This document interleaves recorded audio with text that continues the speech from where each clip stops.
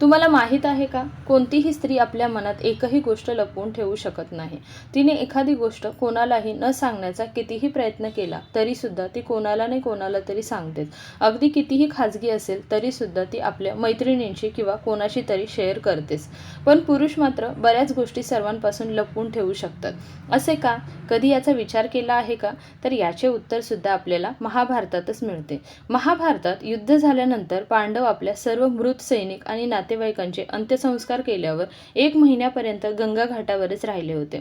तेव्हा धर्मवीर युधिष्ठिरला भेटण्यासाठी आणि त्यांचे सांत्वन करण्यासाठी मोठमोठे ऋषी आणि संत येत होते.